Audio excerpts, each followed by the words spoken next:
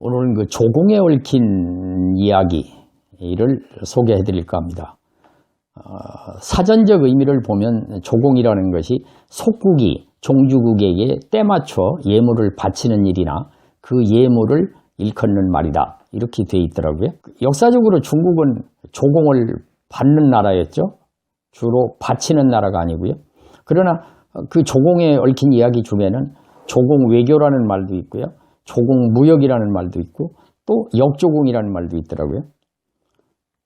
1792년에 청나라 권룡제가 영국의 조지 3세한테 보낸 그 편지 내용을 보면 중국의 그 조공에 대한 그 사고, 생각을 확실하게 볼 수 있는 그런 대목이 있습니다. 잠깐 소개를 해드리면은 사해 밖의 왕이여 우리에 대한 조공과 존경의 뜻을 담은 서신을 높이 평가하오. 이제 국왕은 나의 뜻을 받들어 앞으로 더욱 충성하기 바라오. 영원한 복속만이 귀국의 평화와 번영을 담보하는 길이요. 변함없이 순종하고 의무를 다하기 바라오. 이거 조지 3세가 이 편지 내용을 읽고서 뭐라고 어떻게 생각했겠어요? 사실 그 당시 청나라가 그 자기들의 그 오만, 말하자면 대국이라는 그 오만의 그런 그러니까 자만하고 이런 것이 확실하게 드러나 있는 대목이잖아요. 예를 들어서 더욱 무슨 충성하기 바라오. 영원한 복속만이 귀국의 평화와 번영을 담보하는 길이요. 이런 그 편지를 보냈던 이게 이제 중국 그 당시의 역사의 한 부분이고요.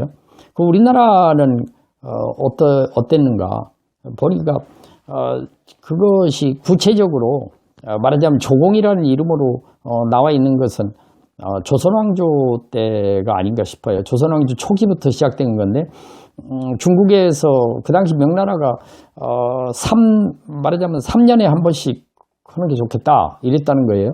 그랬더니 조선에서 1년에 3번을 해야 된다 이래가지고 3번으로 결정을 했는데 그거를 그 당시 그 소식이라는 사람이 그런 얘기를 했어요. 하는 사람들이 오지만은 와가지고 뭐 먹이고 재우고 뭐 더 그런데 돈 들어가는데 도대체 무슨 도움이 된다고 이걸 하느냐, 이거 폐지해야 된다 할 정도로 이렇게 중국에서도 그렇게 불평하고 이거에 대해서 비판적인 시각을 갖는 사람도 있었다 그럽니다. 그러나 결국은 이제 여기서 그렇게 하지 않았느냐. 그러면 그것은 왜 그랬을까? 단순히 조공이라는 게 뭘 작은 속국에서 갖다 바치는 것만이 조가 아니었다는 거죠. 여기서 조공을 가면 조공사절이 가면 뭔가 우리도 얻어오는 게 있었다 그런 얘기죠. 무슨 조공무역이라든지 뭐 여러 가지. 그래서 그런 어떤 국익하고 관계된 것이 아닌가 이렇게 이제 생각이 됩니다. 그리고 그 이름도 많더라고요. 예를 들어서 정월 초하루날 같은 때는 무슨 하정사라고 보내고요. 황제 생일날에는 무슨 성절사라고 보내고, 그 다음에 뭐 황태자 생일 때는 천추사라고 그러고, 그 다음에 뭐 진하사라는 것도 있고, 주청사라는 것도 있고, 사은사라는 것도 있고. 근데 그 기간이 보통 40일에서 60일 정도 걸렸고요. 여기에서 다녀오는 기간은 보통 5, 6개월 걸렸다고 그러죠. 그 330명 정도가 공식 수행원이고 비공식 수행원이 이제 200에서 300명쯤 됐다. 이런 얘기죠. 그런데 그것을 이 아시아 쪽에서 보면 이제 월남이 중국한테 많이 시달렸던 것 같아요. 대략 한 1000년 동안 시달린 걸로 이렇게 되어 있더라고요. 그런데 그 제갈량이 남만 정벌 했던 그 시절도 있었고요. 그 다음에 당나라 때는 뭐 몇백 년 동안 중국에 거의 통치를 받다시피 하고 이렇게 했던 시절도 있고, 그 후에 그 월남 사람들이 그 독립 선언을 하고요. 이렇게 해가지고 말하자면 월남 사람들이 이제 대단한 그런 그 민족 정신도 있다 이렇게 생각이 됩니다. 그 다음에